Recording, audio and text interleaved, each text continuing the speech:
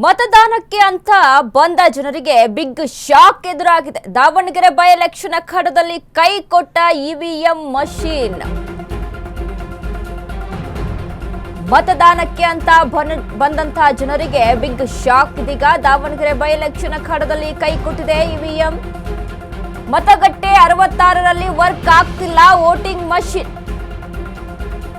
EVM ಪರಿಶೀಲಿಸ್ತಾ ಇರುವಂತಹ ಮತಗಟ್ಟೆ ಅಧಿಕಾರಿಗಳು ದಾವಣಗೆರೆಯ ಹಳೆಪೇಟೆಯಲ್ಲಿರುವಂತಹ ಮತಗಟ್ಟೆ ಕೇಂದ್ರ.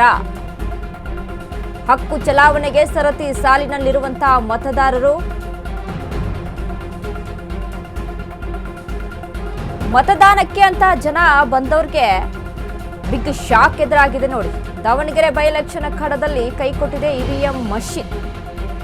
ಮತಗಟ್ಟೆ 66ರಲ್ಲಿ ವೋಟಿಂಗ್ ಮಷೀನ್ ವರ್ಕ್ ಆಗ್ತಿಲ್ಲ ಅಂತೆ. ಆದ್ರೆ ಜನ ಸಾಲುಗಟ್ಟಿ ನಿಂತಿದ್ದಾರೆ ಮತವನ್ನ ಚಲಾಯಿಸಬೇಕು ಅಂತ. ಬಟ್ ಇಲ್ಲಿ ಇವಿಎಂ ಕೈ ಕೊಟ್ಟಿದೆ. ಮುಂಚೆನೆ ಸರಿಯಾದ ಕ್ರಮಗಳನ್ನ ತೆಗೆದುಕೊಳ್ಬೇಕಾಗುತ್ತೆ. ಟೆಕ್ನಿಕಲ್ ಏನಾದ್ರೂ ಅಲ್ಲಿ ಇಶ್ಯೂಸ್ ಇದೆಯಾ ಅದನ್ನೆಲ್ಲವನ್ನು ಕೂಡ ಪರಿಗಣಿಸಬೇಕಾಗುತ್ತೆ. ಯಾಕಂದ್ರೆ ಇಂಥ ಸಂದರ್ಭದಲ್ಲಿ ಈ ರೀತಿಯಾಗಿ ಆಗ್ಬಿಟ್ರೆ ನಿಜಕ್ಕೂ ಒಂದು ರೀತಿಯಾಗಿ ಅಂದ್ರೆ ವೋಟ್ಗಳು ಅಲ್ಲಿ ಡಿವೈಡ್ ಆಗುವಂಥದ್ದು ಅಥವಾ ವೋಟಿಂಗ್ಗಳು ಅಲ್ಲಿ ಮರೆಮಾಚುವಂಥದ್ದು ಆಗ್ಬಿಡುತ್ತೆ ಇಂಥ ಒಂದು ಸಂದರ್ಭದಲ್ಲಿ. ಈ ರೀತಿಯಾದಂಥ ಸಿಚುವೇಶನ್ಸ್ಗಳಾದಾಗ ಇನ್ನು ಇದೇನಾದರೂ ಜಾಸ್ತಿ ಸಮಯ ತೆಗೆದುಕೊಂತು ಅಂತ ಅಂದಾಗ ಈಗ ಏನು ಬೆಳಿಗ್ಗೆ 7ರಿಂದ 6 ಗಂಟೆವರೆಗೂ ಮತ ಚಲಾವಣೆಗೆ ಅವಕಾಶ ಇರುವಂಥದ್ದು. ಹಾಗಾಗಿ ಅಲ್ಲಿ ಒಂದು ರೀತಿ ಸಮಯವನ್ನ ಏನಾದರೂ ಸ್ವಲ್ಪ ಹೆಚ್ಚಾಗಿ ತೆಗೆದುಕೊಂಡು ಹೋಗುವಂಥ ಪ್ರಸಂಗಗಳು ಉದ್ಭವ ಆಗುತ್ತೆ. ಬಟ್ 66 ಮತಗಟ್ಟೆ 66ರಲ್ಲಿ ಆಗಿರುವಂಥ ಸಮಸ್ಯೆ ಇದು.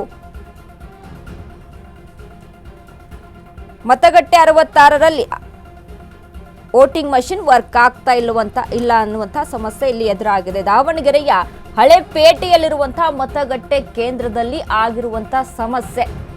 ಅಧಿಕಾರಿಗಳು ಮಷಿನ್ ಅನ್ನ ಅಲ್ಲಿ ರೆಡಿ ಮಾಡುವಂಥ ಸಿದ್ಧತೆಯನ್ನ ಮಾಡ್ತಾ ಇದ್ದಾರೆ. ಟೆಕ್ನಿಕಲ್ ಆಗಿ ಏನು ಇಶ್ಯೂ ಆಗಿದೆ ಅದನ್ನೆಲ್ಲ ಕೂಡ ಅಲ್ಲಿ ಪರಿಗಣಿಸ್ತಾ ಇರುವಂಥದ್ದು. ಇವಿಎಂ ಮಷಿನ್ ಅನ್ನ ಯಾಕೆ ಬಳಕೆ ಮಾಡ್ತಾರೆ ಅಂತ ಅಂದ್ರೆ ಯಾವುದೇ ರೀತಿಯಾದಂಥ ಆರೋಪಗಳು ಇರಲ್ಲ ಅದ್ರ ಮೇಲೆ. ಅಂದ್ರೆ ನೋಡಿ, ನಾವು ಯಾವುದನ್ನ ಅಲ್ಲಿ ಪ್ರೆಸ್ ಮಾಡ್ತೀವಿ, ಯಾವ ಬಟನ್ ಅನ್ನ ಆ ಒಂದು ಬಟನ್ ಅಲ್ಲಿ ಪ್ರೆಸ್ ಆಗುತ್ತೆ, ಅದಕ್ಕೆ ವೋಟಿಂಗ್ ಆಗುತ್ತೆ.